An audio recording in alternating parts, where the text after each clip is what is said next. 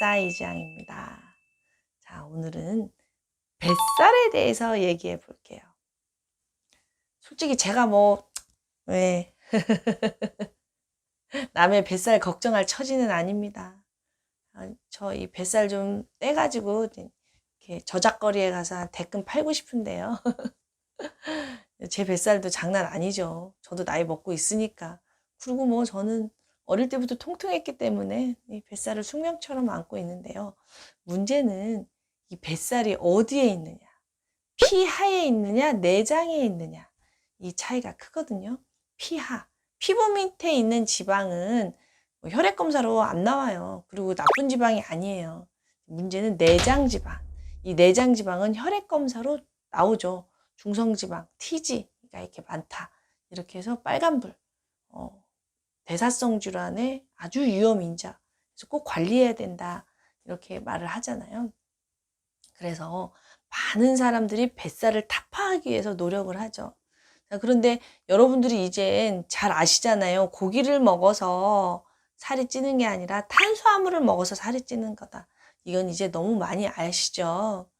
물론 고기도 많이 먹으면 살이 찌는데 고기를 먹지 않는데도 중성지방이 높고 뱃살이 많이 나왔을 때 옛날에는 이 탄수화물과 연관성에 대해서 잘 몰랐었거든요. 그러나 이제는 정말 다 알고 계시죠. 근데 이제 더 들어가서 고기도 별로 안 먹고 탄수화물도 별로 안 먹어요.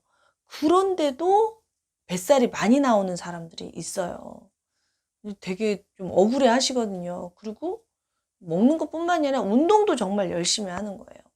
그런데도 마른 비만이라 해가지고 배만 볼록 나오는 사람들이 정말 많거든요. 오늘은 그거에 대해서 말씀을 드려볼게요. 많은 사람들이 그 지방이라고 하면 그냥 아까 말씀드린 탄수화물의 지방으로 저장된다. 즉 에너지 창고라고만 생각을 해요. 지방의 역할이 잉여의 에너지를 이렇게 저축하기 위해서 우리가 쌓아놓는다. 실제로 그런 면이 있는데요.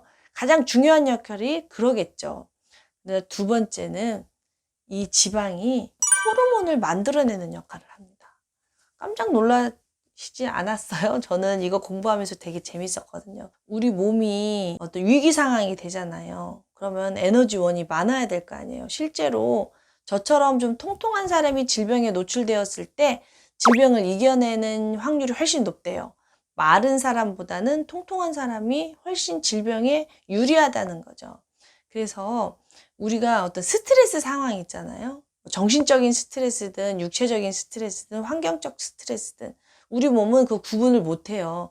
이 사람이 직장 상사 때문에, 부인 때문에, 자녀 때문에 정신적으로 힘든 건지, 다이어트 때문에 안 먹어서 힘든 건지, 뇌는 그걸 구분을 못하는 거죠. 또는 미세먼지나 코로나 때문에 힘든 건지 이런 거 구분 못해요. 그냥 스트레스 상황으로 인지를 하잖아요.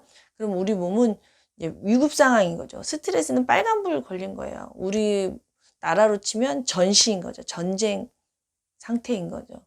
그렇게 되면 큰일 났다. 아, 전시구나. 에너지를 비축하자. 그래가지고 모든 것을 녹이고 들어오는 음식도 거의 다 지방을 재생하는 쪽으로 대사를 바꿉니다. 이해되시죠? 그래서 마른 비만이 생기는 팔다리는 가늘어지면서 배가 많이 나오는데요. 그것도 어디에 쌓느냐? 피부 밑에 쌓는 게 아니라 내장에 쌓습니다. 왜 그러냐면 피부 밑에 있는 지방을 에너지원으로 쓰는 데는 시간이 많이 걸려요. 그런데 내장은 있는 지방은 우리가 에너지원으로 쓰는데 훨씬 빨라요. 내장이 오장육부, 이 뱃속에 들어있잖아요. 그래서 내장에 있는 지방을 녹여서 에너지원으로 쓰기가 훨씬 빠르니까 스트레스 상황에서는 내장에 지방을 저장을 하더라고요. 그리고 또 하나, 호르몬의 불균형. 특히 이 폐경이 된 여성들, 그러니까 완경이라고 하죠. 여성 호르몬이 이제 멈춘 여성들, 물론 여성 호르몬이 생식기에서만 나오는 게 아니라 부신에서도 나온다고 제가 누차 말씀드렸죠. 그런데 부신 관리를 잘 못해서 부신이 고갈된 사람들은 여성 호르몬이 뚝 떨어져 버려요. 그러면 우리 몸에서 어떤 판단을 하냐면 여성 호르몬이 안 나와? 아, 이 사람은 더 이상 생식을 못 하겠구나. 생식을 할 필요가 없네? 그러면 굳이 지방을 유방이나 엉덩이나 허벅지에 저장할 필요가 없겠구나 해서 그 지방 저장 장소를 바꿉니다. 만약에 완경이 되었는데 이 사람이 스트레스 상황이다. 그러면 우리 몸은 지방을 내장에 저장하기 시작을 합니다. 이런 현상이 젊은 사람들한테도 일어날 수 있어요. 조기 폐경도 되게 많거든요. 저번 영상에서도 말씀드렸듯이 호르몬은 혈액을 타고 흐르거든요. 그런데 너무 안 먹는다든가 너무 스트레스를 받아서 혈액이 고갈되면은요, 호르몬이 혈액이 없기 때문에 다닐 수가 없는 거예요. 그래서 조기 폐경이 돼요. 호르몬은 어떤 세포에 붙어서 신호를 주는 역할을 하는데 신호를 줄 수가 없는 거죠. 그래서 20, 30대에 조기 폐경이 오는 사람들이 되게 많아요. 이렇게 되면 살도 찌고요. 내장 지방이 많아져서 염증을 많이 유발하게 됩니다. 내장 지방은요, 우리 몸의 에너지원이 되기도 하지만 염증 물질의 보고가 되는 거거든요. 그러니까 염증 물질의 창고예요. 우리가 사실 이렇게 지방이 많은 이런 체질이 된 게 불과 100년도 안 되잖아요. 늘 보릿고개에서만 살았었잖아요.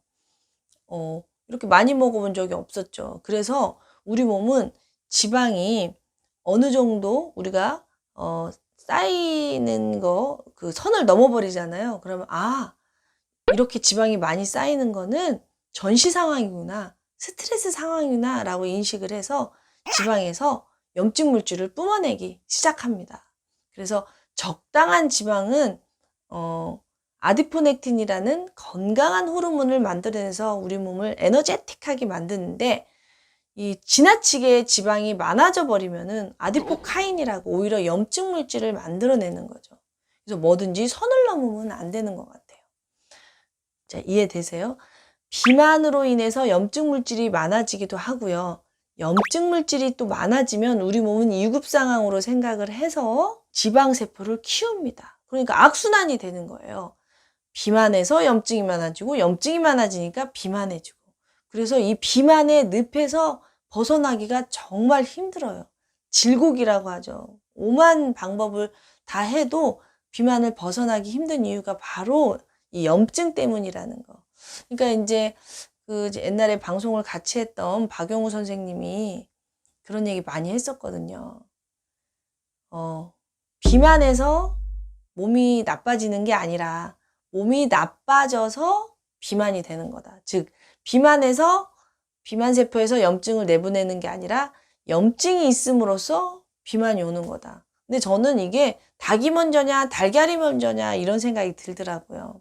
비만해서 염증이 많아지고 염증이 많아서 비만이 많아지고.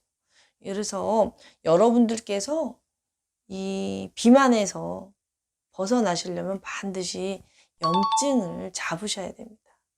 염증을 잡는 것은 사실은 너무 제 영상 보시면 알겠지만 균형이에요. 균형. 적당한 균형. 잘 먹고 잘 자고 잘 보고 잘 쉬고.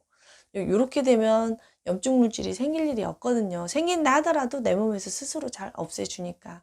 그래서 여러분들이 좀 자학에서 벗어났으면 하는 마음에서 이 영상을 만들었습니다. 내가 이 살을 못 빼는 것은 의지가 약하고 내가 식탐이 많고 내가 이렇게 좀 자학들을 하잖아요.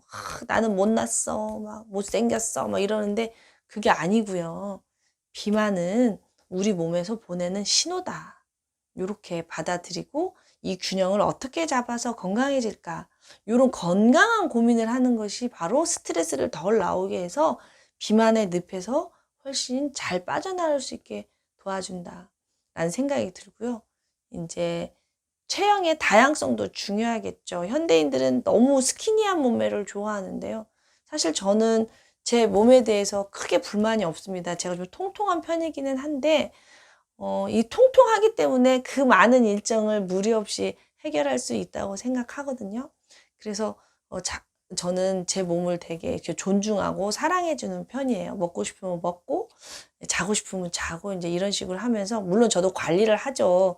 지나치게 체중이 올라가는 것 같으면 조금 이제 한두 끼 정도 이렇게 좀 절식을 해서 원상복귀로 해주고 이러고는 있기는 하지만 너무 스키니한 몸매를 추구하진 않거든요. 그러니까 여러분들이 비만에서 벗어나고 싶다면 먼저 자신의 몸을 좀 더 소중히 여기고 사랑하면서 자신의 몸을 돌보는 거, 나를 좀 안아주고 사랑해주고 여기서부터 출발하셔야 되지 않을까 하는 말씀을 드려봅니다. 도움이 되셨으면 좋겠습니다. 감사합니다.